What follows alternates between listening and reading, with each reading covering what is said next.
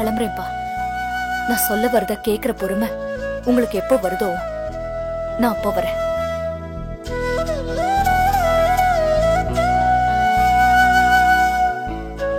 நில்லு.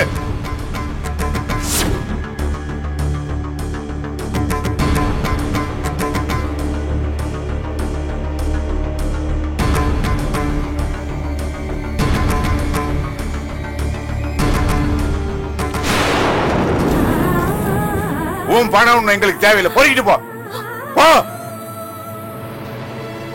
நீ அந்த சினிமாக்காரனை மறந்துட்டு கட்டின புருஷனுக்கு பொண்டாட்டிய எப்ப நீ ஒழுங்கா குடும்பம் நடத்துறியோ அப்ப நீ கொடுக்கிற பணத்தை நான் வாங்கிக்கிறேன். இவ பணம் நமக்கு தேவையில்லைங்க. அவ இனி இந்த வீட்டு பக்கமே வரக்கூடாது. நாளைக்கு டைவர்ஸ் ஆகி வாழ விட்டு இந்த வீட்டுக்கு வந்த எங்களால உன் தங்கச்சிங்களுக்கு கல்யாண காட்சி பண்ண முடியாதுடி. அம்மா தாயே, உனக்கு புண்ணியமா போகும். கட்டின புருஷனோட காலம் பூரா குடும்பம் நடத்தி அந்த வீட்டு மரியாதையும் இந்த வீட்டு மரியாதையும் தயவு செய்து காப்பாத்திடியம்மா. உன்னை 10 மாசம் சுமந்து பெத்தவதான் நான். ஆனாலும் உன் கால்ல வேணா விழறேன் தாயி. எந்திரிடு. நீ எதுக்கிட்ட அவகால போய் விழுந்துக்கிட்டு இருக்க? இங்க பார், சும்மா அழுது நடிச்சுக்கிட்டு இருக்கிற வேலை இங்க வச்சிட்டு இருக்க வேணாம். முதல்ல வெளியே போ. போ. நீ எதுக்கிட்ட அவகிட்ட போற? உன்னை பெத்தவங்க இன்னும் சாகல. உள்ள போ. போ. போ.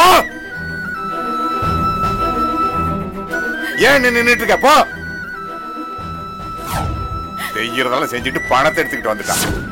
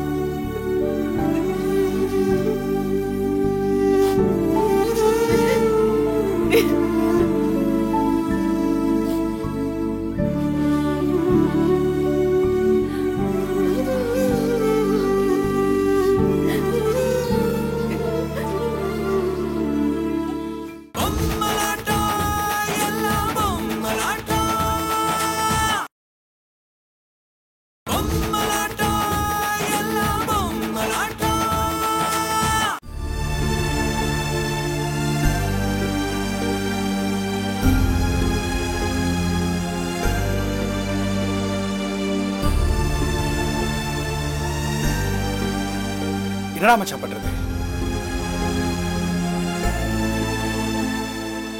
எப்படியாவது அந்த ஹீரோவை சரி பண்ணி ஷூட்டிங் ஆரம்பிச்சிருவோன்னு ப்ரொடியூசர் நம்ம மேல ரொம்ப நம்பிக்கையோட இருக்காரா? உன் மேல இருக்க கோவத்துல அந்த ஆளு ப்ரொடியூசரை காலி பண்றான்டா. மனசாட்சிங்கிறது கொஞ்சம் கூட இல்லாத அவன்லாம் ஒரு மனுஷன். அவனுக்கெல்லாம் ஆயிரக்கணக்கில் ரசிகர் மன்றங்கள், லட்சக்கணக்கில் ரசிகர்கள். சரிடா, இப்போ என்ன பண்ணலாம்?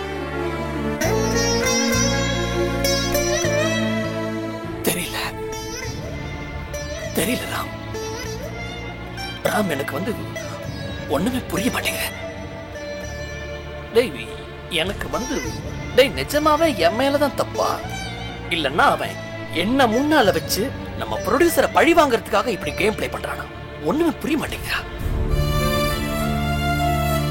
சார் ஓ மேல ஒரு நம்பிக்கை இல்லதான் வீட்டே அடமான வச்சு வேலைய ஆரம்பிச்சாரு. புரியுதுடா. பாரதிக்கு துரோகம் பண்ணிட்டு அந்த காதல படமா எடுக்கிற பாவமோ என்னமோ தெரியல.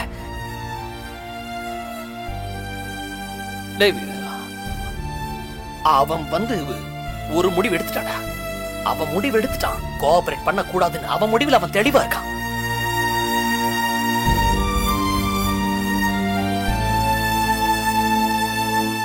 மச்சான், டைரக்டர் யூனியன்ல கம்ப்ளைண்ட் பண்ணலாமா? கம்ப்ளைண்ட்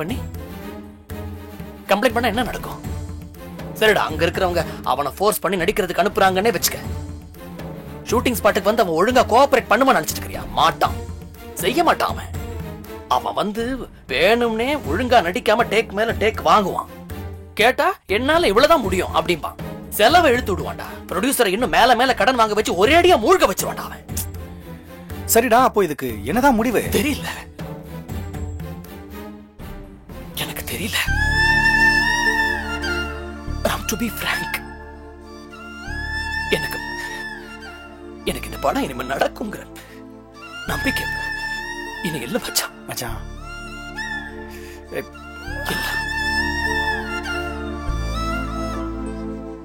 உனக்கு தெரியாது எவ்வளவு வலியோடையும் வேதனையோடையும் எழுதின கதை தெரியுமா இது? வலிகளை தாங்கி தாங்கி மனசு மறுத்து போச்சு. இந்த நீதி, நேர்மை, நியாயம் இதெல்லாம் நம்ம எழுதுற கதைகள்ல மட்டும்தான் இருக்கு. நிஜத்துல வாழ்க்கையில இதெல்லாம் இல்ல, எங்கேயுமே இல்ல. ராம், எனக்கு எம்எல்ஏ கொஞ்சம் கொஞ்சமா நம்பிக்கை போயிட்டு இருக்கிறான். நம்பிக்கை போயிட்டு இருக்கு. என்ன பண்ண போறேன்னே தெரியல. டேய், இதெல்லாம் ஒரு விஷயமே இல்லடா. கண்டிப்பா ஒரு நாள் நீ நிச்சயமா ஜெயிப்படா. அந்த நம்பிக்கை எனக்கு இருக்கு.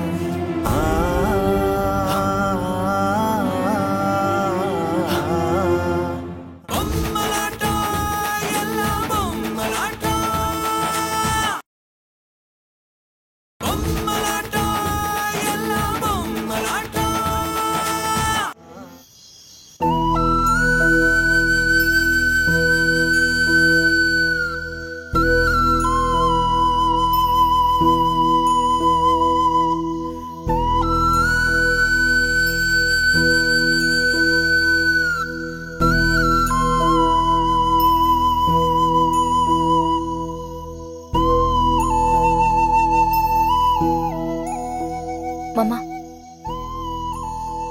மாத்திரை கொண்டு வரவா? ஒன்றும் பிரயோஜனம் இல்லைம்மா. மாத்திரை போட்டாலும் இப்பெல்லாம் தூக்கம் வரமாட்டேங்குது.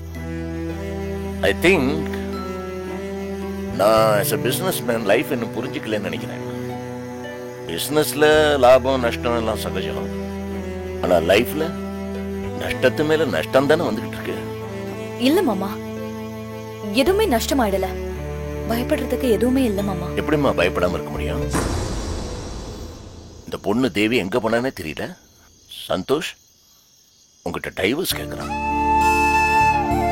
நான் ஒண்ணும் பண்ண முடியாம கையால் ஆகாதவன்னு நினைக்கிறேன்.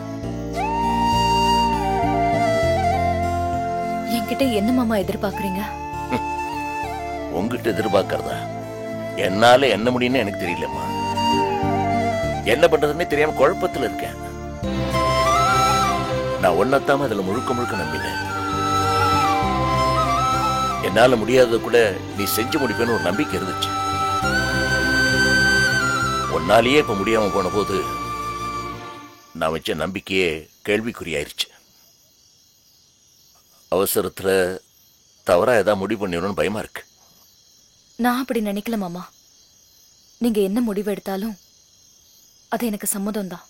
அப்படி இல்ல பாரதி, எனக்கு தயக்கமா இருக்கு. நான் ஏதாவது முடிவு எடுத்து உனக்கு அது பாதகமா முடிஞ்சிருமோன்னு.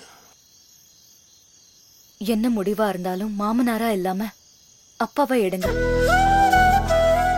எல்லாமே சரியா இருக்கும். உன்னை முழுசா நம்பினதுக்கு இதுதான் காரணம்.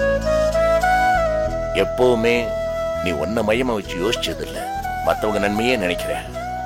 தெரிஞ்சோ தெரியாமலும் எங்க அப்பா எனக்கு பாரதின்னு பேரு வச்சு நிறைய பாரதியோட புத்தகங்களையும் வாங்கி கொடுத்து என்னை படிக்க வச்சுட்டாரு. எனக்கு பயம் இல்ல மாமா. உங்களுக்கு சரின்னு தோன்ற எந்த முடிவா இருந்தாலும் எடுங்க. சத்தியமா நான் அதை தப்பா நினைக்க மாட்டேன். எந்த முடிவுமே எடுக்காம நான் செத்துட்டா நல்லதுன்னு ஆண்டவனை வேண்டிக்கிறேன். தப்பு மாமா, நீங்க அப்படிலாம் பேசக்கூடாது. நீங்க என்ன முடிவு வேணாலும் தாராளமா எடுங்க, எனக்கு சம்மதம். அதுக்கு முன்னாடி நான் சொல்ல வேண்டியது ஒண்ணு இருக்கு, அதை நான் சொல்லிடுறேன். இந்த வீட்டுக்கு நான் சந்தோஷ் மனைவியா வரல, உங்களுக்கு மருமகளா தான் வந்தேன். சந்தோஷ் ஆசைப்பட்டதும் கணவனை கண்கண்ட தெய்வம்னு ஒரு விலை மாது மாதிரி படுக்கையை ஷேர் பண்ணிக்க என்னால முடியாது. அப்படி நான் செஞ்சுட்டா நாம எப்பவுமே சந்தோஷம் திருத்த முடியாது. சந்தோஷோட மிரட்டல் என்ன அடிபணிய வைக்க முடியாது. சந்தோஷோட அன்பு மட்டுமே என்ன அவருக்கு மனைவியா மாத்த முடியும். அதுக்கு தான் நான் போராடிட்டு இருக்கேன் மாமா. ஆனா உங்களை மாதிரி எனக்கு நம்பிக்கை போயிடல. நான் இன்னும் நம்பிக்கையோடு தான் இருக்கேன். அதனாலதான் என்னால பயம் இல்லாம சந்தோஷ் ரூம்குள்ள தூங்க முடியுது. உங்களுக்கு என் மேல நம்பிக்கை போயிடுச்சு. அதனாலதான் மாத்திரை போட்டு கூட உங்களால தூங்க முடியல. இல்ல பாரதி, நம்பிக்கை போகல, பாவம் உன்னால கூட ஏதும் செய்ய முடியலன்னு தான் எனக்கு பயமா இருக்கு. மாமா, நீங்க விரும்பினா நான் நாளைக்கே கூட இந்த வீட்டை விட்டு போக தயார். நான் போயிட்டா எல்லாமே சரியாயிடும்னா யோசிக்காம சொல்லுங்க மாமா. நான் போயிடுறேன். நான் நாளைக்கே போயிடட்டுமா மாமா? எதுக்குமா இதெல்லாம்? இந்த கொடுமை எந்த மனுஷனுக்கு வரக்கூடாது. சரி சொல்லு, நான் என்ன முடிவு எடுக்கணும்னு நீ நினைக்கிற? உலகத்திலேயே மிகப்பெரிய ஆயுதம் பாசம். மிக மோசமான ஆயுதமும் கூட பாசம்தான். அந்த பாசம்தான் உங்களை ஆட்டி படிக்குது. ஒரே ஒரு நிமிஷம். காரணம், நீங்க சுயநலம் இல்லாதவர் மாமா. ஒரே ஒரு நாள் யார் மேலேயும் பாசம் இல்லாத சுயநலக்காரர் மாதிரி நீங்க உங்களை நினைச்சுக்கிட்ட தைரியமா ஒரு முடிவெடுங்க, எல்லாமே சரியாயிடும். இங்க இந்த உலகத்துல எல்லாருக்குமே சுயநலம் இருக்கு மாமா. எல்லா நேரங்கள்லயும் நீங்க பொது நலமா இருக்கிறது சுயநலக்காரங்களுக்கு வசதியா போகுது. நீங்களும் சுயநலமா இருந்து பாருங்க, உங்க மனசுல பயம் இருக்காது, மத்தவங்களுக்கு பயம் வரும். இதெல்லாம் நான் இந்த வீட்டுல நிரந்தரமா இருக்க ஆசைப்பட்டு சொல்லல. என்னோட மாமனார் ஒரு நல்ல மனிதர், நல்ல அப்பாவும் கூட. அந்த மனுஷன் தோத்து போக கூடாதுன்னு தான் சொல்றேன். உங்க முடிவு எதுவா இருந்தாலும் எனக்கு சம்மதம். Good night. Good night.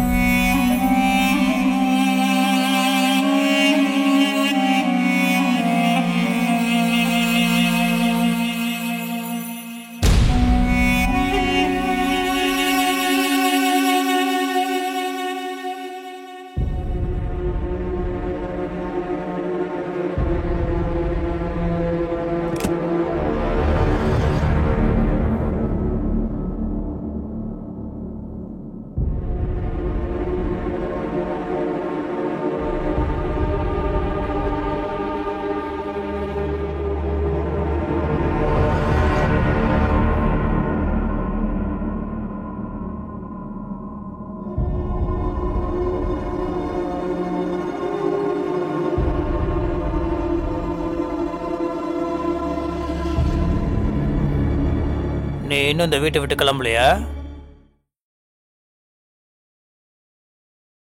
நீங்க இன்னும் தூங்கல?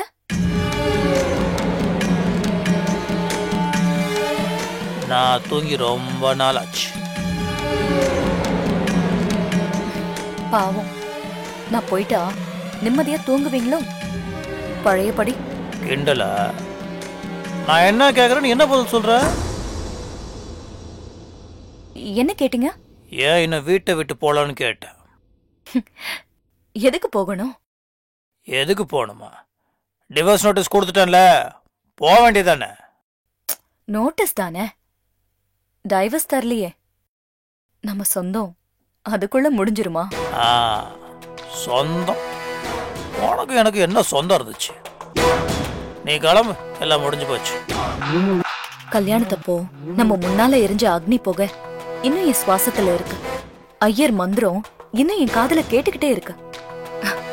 நீங்க எல்லாம் முடிஞ்சிருச்சுன்னு சொல்றீங்க. எனக்கு ஐயரும் தெரியல, மந்திரமும் தெரியல. எல்லாம் முடிஞ்சு போச்சுன்னா முடிஞ்சு போச்சு. கிளம்பு. சந்தோஷ், இன்னும் நிறைய இருக்கு. டைவர்ஸ்ல விருப்பம் இல்லைங்கிற என்னோட அப்ஜெக்ஷன், கோர்ட் விசாரணை, அப்புறம் செட்டில்மெண்ட்னு இன்னும் ரொம்ப தூரம் போகணுமே. ஆமா ஆமா, நீ ரொம்ப தூரம் போகணும். ஏன்னா நீங்க இந்த நேரம் உங்க வீட்டுக்கு போக முடியாது. உன்னை சேர்த்துக்க மாட்டாங்க, தெரியும்ல? தெரியும். அந்த அளவுக்கு நீங்க அவங்க கிட்ட நல்லவராட்டம் நடிச்சு என்ன கெட்டவளாக்கிட்டீங்க. அதுக்கு என்ன பண்றது? சரி, நீ இந்த வீட்டில் இருக்க முடியாது, உங்க வீட்டுக்கும் போக முடியாது. எங்க போவ?